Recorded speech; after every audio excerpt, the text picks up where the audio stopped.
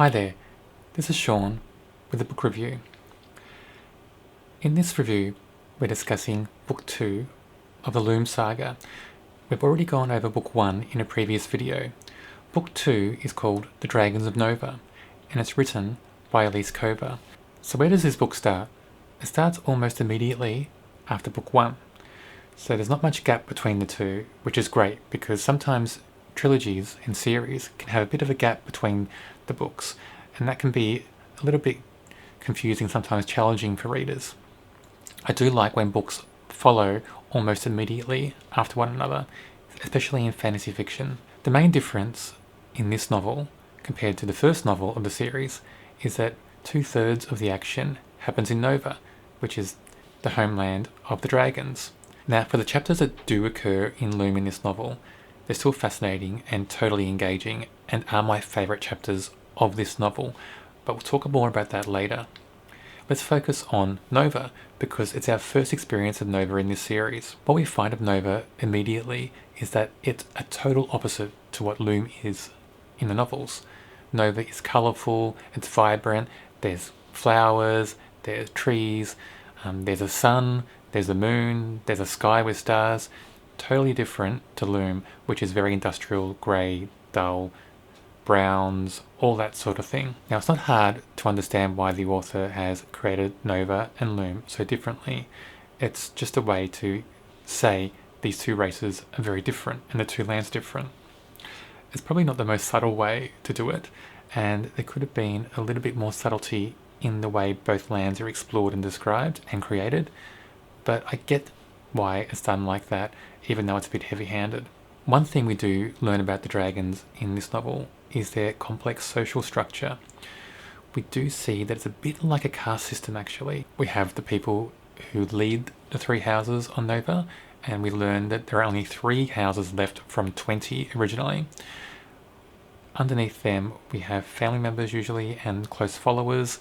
Then we have multiple levels that go down, and the last levels are people who are basically unnamed or untitled. Before we go to plot, I want to talk about the dragons and some of the things that didn't add up for me. The first thing is that we get the sense that the dragon society is based on a bit of espionage, a bit of secrecy, people trying to topple each other, people trying to get ahead, kill somebody to gain rank, that sort of thing.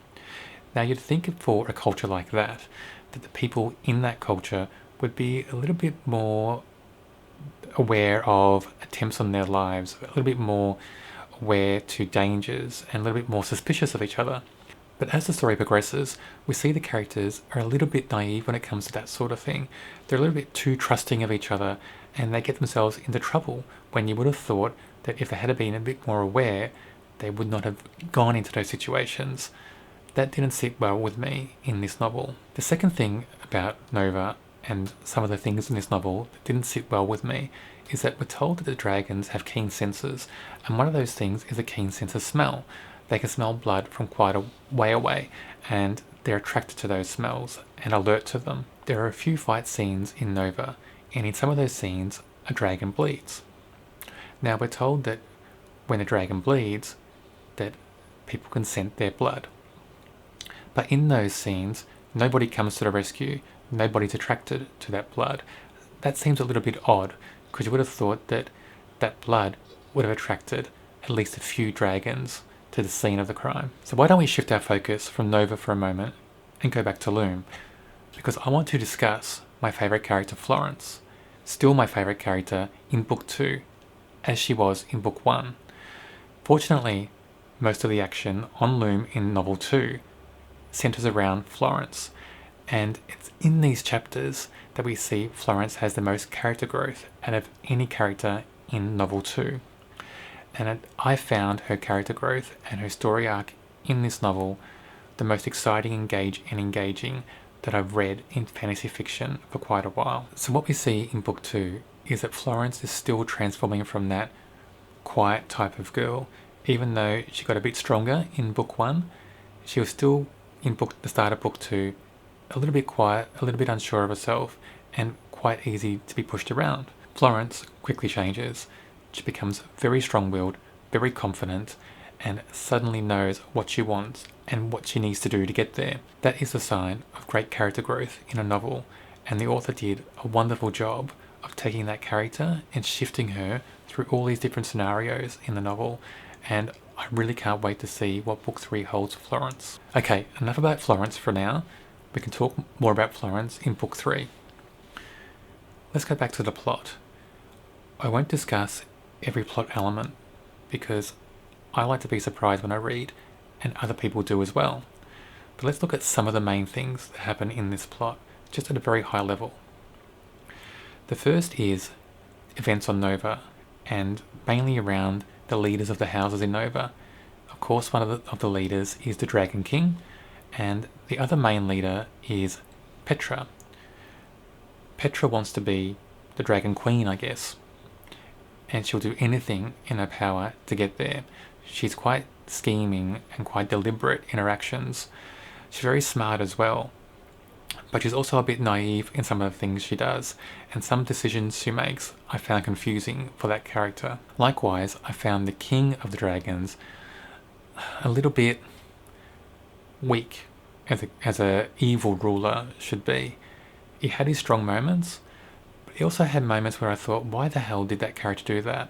You know, some of the things that the king does just doesn't make sense, especially in that culture where there's so much suspicion of each other, or there's meant to be anyway, and there are people spying on each other all the time. Some of the things they do, both the king and Petra, just don't make sense. Now Ari, who's meant to be the main focus of this novel, is in Nova, on a strange land, trying to work out what's going on in the Dragon Society, trying to work out how she can better them and get what she wants. I still find Ari not the most engaging of characters. You know, I can give and take her chapters really. I do understand why they're so central and important to the novels, but I just wish that she would get out of that angry phase. The author should take her out of this angry mindset that the character's always in. Not everything should be about survival, even though I can understand why that is. What it meant for me is that Ari's chapters just felt a little bit similar to each other and a little bit boring, and I did look forward to other chapters when I was trying to finish Ari's chapters. Savare in this novel was a bit of a yawn. Bit of a disappointment. In novel 1, he had his mission, he had his goals, he was centre stage, he was vibrant. Novel 2, he was cast back to the shadows a bit. He was cast underneath other characters, and he was just lost in the pages a bit, and that really disappointed me. It came to life a little bit towards the end of the novel, but it felt like it was a little bit too little too late. Petra, Savare's sister and the leader of her house, which is House Zin. Interesting character, Petra. Starts off quite strong, seems quite clever, quite cunning, but as the novel progressed, that character development just didn't happen so much, and she became a bit weaker and a bit unsure of herself, maybe making really strange decisions and choices. The idea of Petra's character growth story arc is I think we're meant to feel empathy for her as the novel progresses. Because of the choices she makes in the novel and the things that she does, I don't feel that empathy for that character. And by the end, you just feel like whatever happens to Petra is deserving. There's a very surprising character in this novel, and the author was so clever in the way this character was crafted. This character's name is Coletta. Now, Coletta starts off as a very weak character. In the shadows, we don't hear much about Coletta other than she's sickly quite often, and she's quite weak and maybe fragile. Now, by the end of the novel, what we learn about Coletta is that our first impressions of her are totally wrong. She's the most surprising character in this novel, probably the most surprising character in the series so far. My hope for book 3 is that Coletta plays a very big role. I think we deserve it as readers, and I think the author should really make the most of that character. Why create a character that's so wonderful, it's got so much light and shade, if you don't make the use of it to the fullest extent. By the end of this novel, there are big changes in Loom and a few changes in Nova. Not as big as what we see in Loom. I won't detail all the changes that happen in Loom, but I'll just lay a bit of the groundwork. The main things that happen in Loom build the first stepping stones to, I think, what is going to be a big battle in Book 3. Now, that's probably what I'm seeing as the pattern for this trilogy. Book 1 is very exciting and sets, I guess, some of the scene for Book 2 and potentially some of the scene for Book 3. Book 2, the novel we're discussing, is more of a bridging novel, I figure. It's not as strong as Book 1, and I get the impression it won't be as strong as Book 3, but I hope Book 3 is stronger. This is an important bridge though, because we see a lot of the groundwork for Book 3 occurring in this novel. We also see some of the shift that happens from Book 1 in the characters and in the, I guess, strength between the different groups that we get to know in Book 1. So I guess what I'm saying is the author has been clever in the way this trilogy is structured, and I'm understanding that now a bit more after completing Book 2. I hope Book 3 is what I expect it to be, and is thrilling and has huge action scenes and battle scenes, because I get the feeling that's going to happen. Once I finish Book 3, I will be doing a review and another video. Now overall, for this book, even though I didn't think it was as strong as Book 1, I still give this a 4 out of 5. The reason for that is just some of the surprises we have in some of the characters that I didn't think would play such an important role. That's the main reason for the 4 stars. The other reason is for some of the changes in Loom that occur, which I didn't go into too much detail on, but they're big and they're important.